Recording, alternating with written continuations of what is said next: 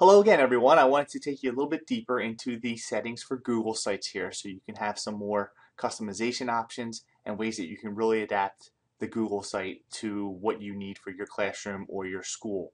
Here I am back to my sample site, and if I come up to the More option, I can drop this down, and then I'm going to navigate to the Manage Site section right here. When I choose Manage Site, Google Sites will take me into a deeper set of resources or settings that I can change and edit.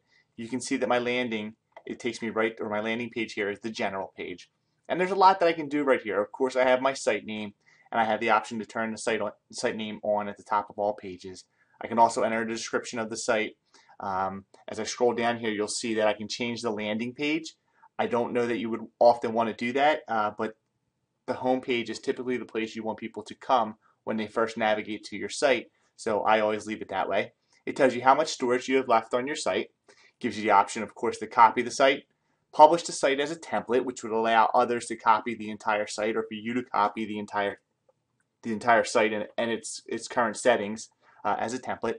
And then I often get asked, how do I delete my site once I'm done with it, or if I don't want to use it anymore? And that setting, of course, is right here. There's also some very advanced features in using Google Analytics and Google Webmaster Tools that you can learn more about each of these inside of this general tab. A couple more pieces on the general tab. English is my default language. I always check the mobile option. I think the default is unchecked. I always come in here and check this off and choose to automatically adjust sites to mobile phones. What that will do is it will take your Google site and calibrate it for mobile access. I feel like in the mobile society that we're in now, it's pretty important to do that. So that's what I do. You'll see here that I have access settings also, where I can change who can access site activity and revision history, and you can play with that and customize it however you wish. Over on the left-hand side here, I'm going to touch on a couple of these pieces to help you out.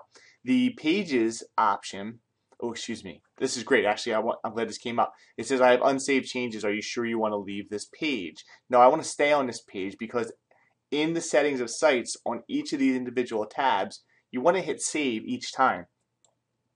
When I do that, you'll notice that in the top it gives me a confirmation that my changes have been saved.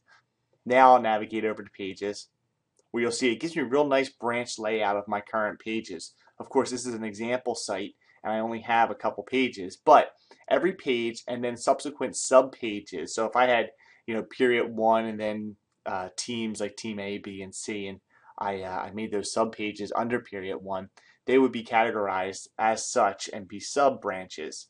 So this can be really useful as like a site map when you're trying to plan and organize your site. The attachments, if you ever want to see who's attached files, if you're using the attachments tool for students to submit projects, this could also be useful to navigate. We talked about page templates in an earlier description, but they're in here as well. This is the default web page of what I have going right now, and I haven't created a template for this page. I'm using the default Google Sites template. I'll touch on a few more. I'm going to have something separate for sharing and permissions, but you can also customize the web address for your Google site. If you want to go out and buy a URL at GoDaddy or any other site, you can attach that URL to your Google site. It'll always have this format by default, so the sites.google.com and then this extension based on the name of your particular site. But if you want to customize something and call it, yoursite.com, you can do that in here. And there's also more to learn here as well, depending on which tool you use or where you buy your domain name from. But there are ways to do that, and I'll include some more information on that in our course. The bottom three here are kind of the look and feel settings. So if you go into site layout, you'll see that as I did in an earlier video, I included the +1 button. It also gives me the ability to add sidebar items here. Then you can get into a little deeper customization by changing the logos and of course the alignment of this particular course. So that can be really useful if you want to get in and really customize the look and feel of what you're doing. Colors and fonts is pretty self-explanatory, but you have the option to come in here and create custom colors and of course change the fonts for different areas of your page. And then the themes. If at any point you decide that the theme you chose is not the one you want, you can see I'm set to Solitude Navy here.